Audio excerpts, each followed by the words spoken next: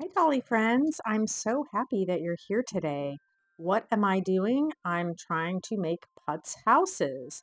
Why? Because I saw these darling putz houses on my good friend Whitney LaBrie's channel, and look how cute they are. I love the real thing. I have a little collection of my own. You can see this is my poor mock-up. I was just trying to see if my dimensions were working. I had a really hard time creating these, even though I pretty much copied exactly what Whitney did.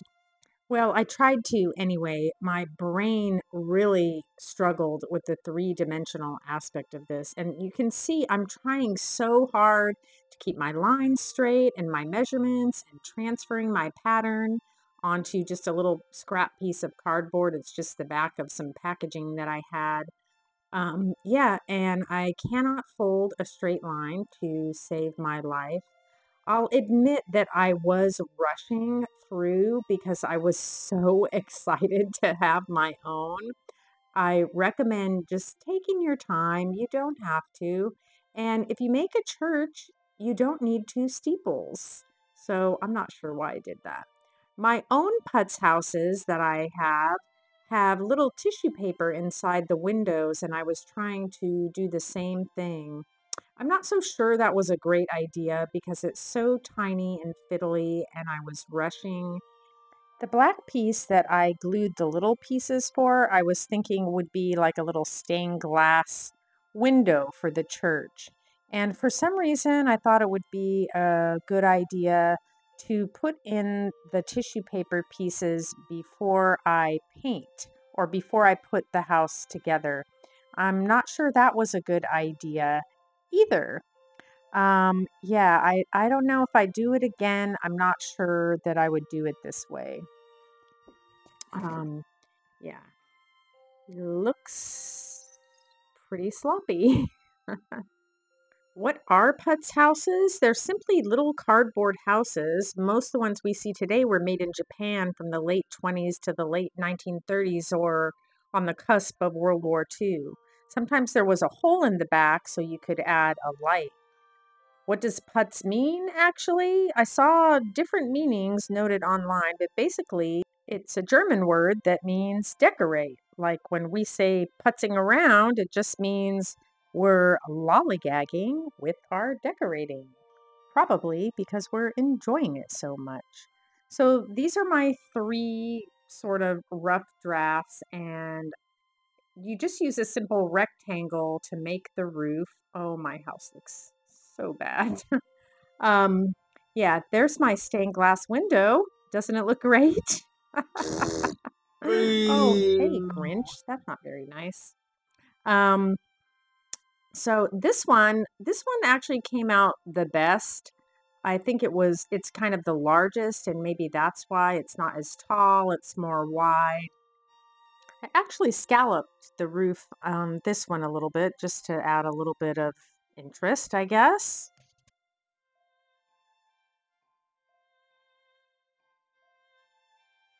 I know I'm going to paint them, but I'm just so disappointed with my sloppy handiwork. But am I going to stop and start again? No, I'm not. I'm pressing on. It's the next day, and I've made the very bizarre decision to paint them black as a base coat. I have no idea why I did that. You're going to see a few crafting techniques that are bizarre in this video, like this, me sanding the off-white coat that I added. You'll just have to, some things in life are just a mystery. Yeah. This color that I'm actually painting, I think this is the church I have here. It's actually green. Because my lighting was so bad, you couldn't really tell. Well, I spared you the torture of watching me paint them. Yeah, and I was so unhappy with the way things look. I decided to make it worse by using a black pen to add some details, which is just ridiculous. This is the nicest part of my project, was the little ground that I made. I just put some felt on a piece of cardboard. Although they're pretty sad looking, I just kept putzing around, trying different decorating techniques. Maybe a tree would make this look better. And I decided, yes, a tree would make this look better, and I just glued them down. The next steps are sand and glitter. Whitney used some white sand from the Dollar Tree.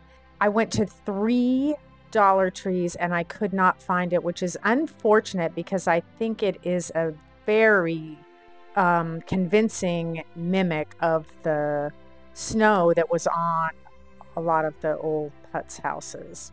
So one of the houses that I have has actually cellophane to indicate the windows, and I thought maybe I would cover up my bad handiwork here by cutting out some little scraps of ribbon I've had from years of Christmas wrapping. And I did the same thing for the little stained glass window on the church. I just cut out some, like I said, it's not really cellophane, it's just some of that curly ribbon that you use for Christmas wrapping. You can see the holes that I put in the backs of my houses, makes them look like birdhouses kind of. They actually look better from the back. That's in case I want to put some light there, but I think I don't. Well, it's improving a little bit. It is improving a little bit, and I just eliminated that back steeple, and I will cover up the little area where I took it off there. These are just some little round, they're not really glitter, I don't know what they are. I bought these years ago at the Dollar Tree, and I thought I would put that in the middle of the stained glass window on the church. That teeny tiny little white piece. You see me getting it there and just putting it on. It's starting to look better. It's not great, but it's getting there. It's getting there. I am determined to improve this. So I'm just covering up my black ink with just a little piece of foil that I cut out with a paper punch. And it looks better. It's looking better. It looks much better if you don't draw on your cardboard. Oh my goodness. Why did I make this project way more difficult than it needed to be? Well, now the best part, if I douse it in glitter, it should really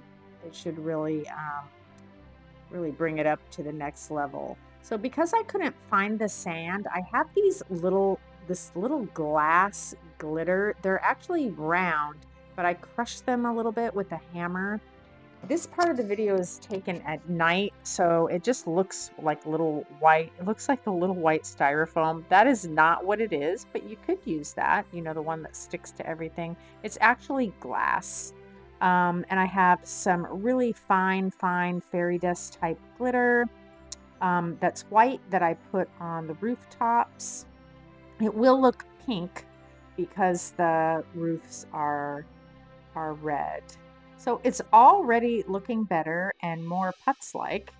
So that's good.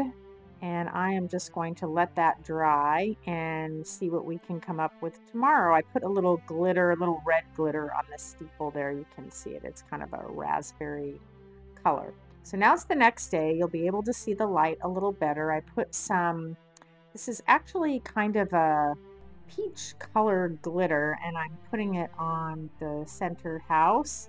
And the church is going to get some glitter also. This really fine greenish glitter, and it's looking better. It's looking better. The more glitter, the better. Glitter hides a multitude of problems. What do you think? I think it's much better than it was. Now, I already determined that I wanted a tree, but which tree? I decided on this one because I like the little blue. Those are actually glass beads, and they are picking up the blue of the house on the right there. So I'm going to glue that on and let it dry, and I'll take it over to where it's going to be. I don't quite have my scene set up, but you can see one of my little houses here and my Putz sheep. And this one here, which a friend gave me, that's the one with the little cellophane foil on it. There's my Putz sheep there. And I think that is supposed to actually be a church. And here's mine. It's better than it started out. Better than it started out. We'll just say that.